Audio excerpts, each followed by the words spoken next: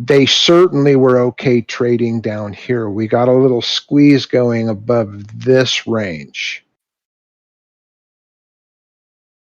And if you want to do pure Ochoa, that is my IB. The trade is from the outside back to the mid.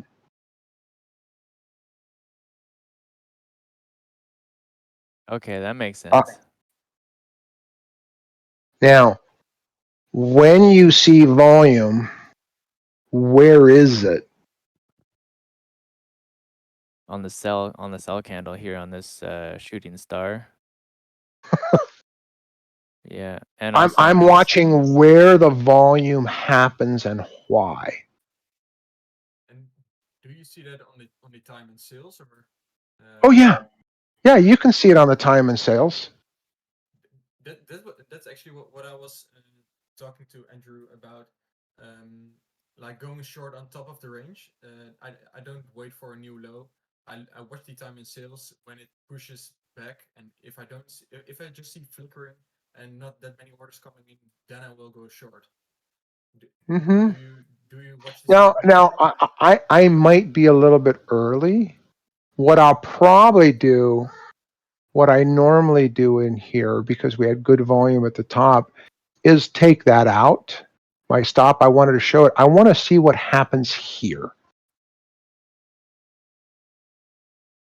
It'll wick up and just get the last people out. I mean, the market makers are just brutal. They'll turn around and just do a short little squeeze. I want to see what happens if it gets above that. And I can tell by what happens in volume if we have new bulls getting in and driving it, or if it's simply a little squeeze.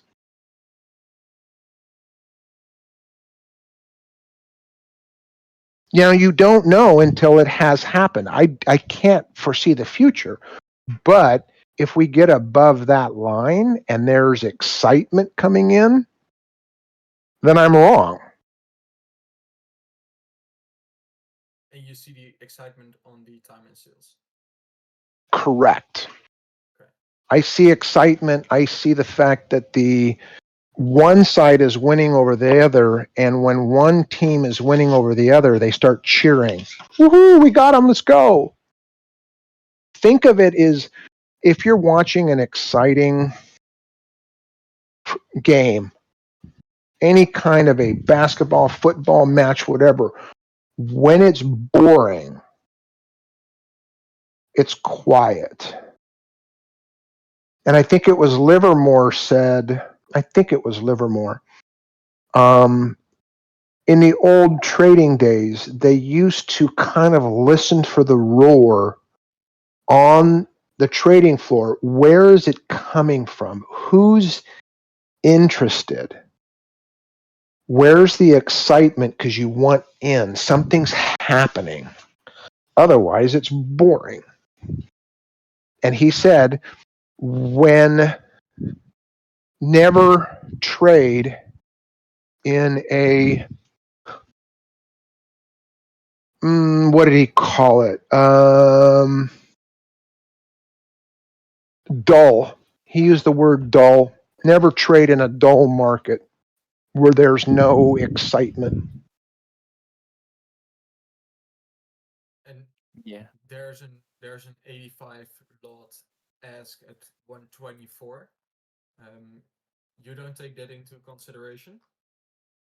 Okay, so that's the guys who got in lower, who were basically saying, we've been up there before. I want there. So Thor and I look at L2 differently. It's not to say that he can't freaking play well, because he can.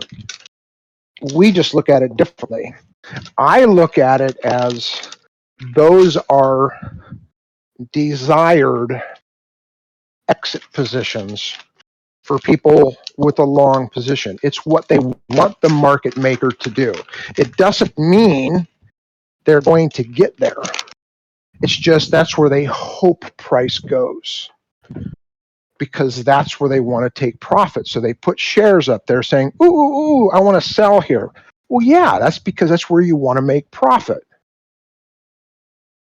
But then you have to look at the response of the shorts going, ain't getting there. Not gonna happen. Yeah, okay. All right. That was a $50 short. I'm almost at 1R. Now, I don't have to do, I mean, I put my stop, if a theoretical stop was right there, right? That's a 50 cent. Now, Thor probably could have gotten in right there. Like I've seen him get like 2 or 3 cent stops. I mean, his precision is just wicked because he can read the time and sales and do things I don't do. But I can see the overall. Normally, I'm having trouble trading after 5 p.m. That's 11 a.m. for you guys, because I see the volume dying off and the L2 imbalance. But when you look at trades on the 3-minute time frame, there will be better plays because I always watch it at the 1-minute time frame actually. Oop, I got to take a quick call. Thanks, Mark. Yep. And just like that, he is gonzo. Yeah, he has so much knowledge though, hey?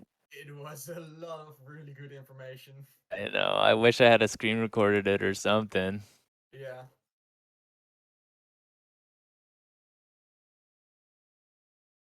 Oh, you recorded it?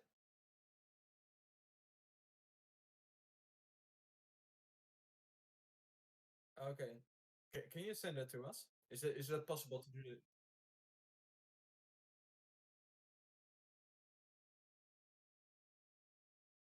But it's still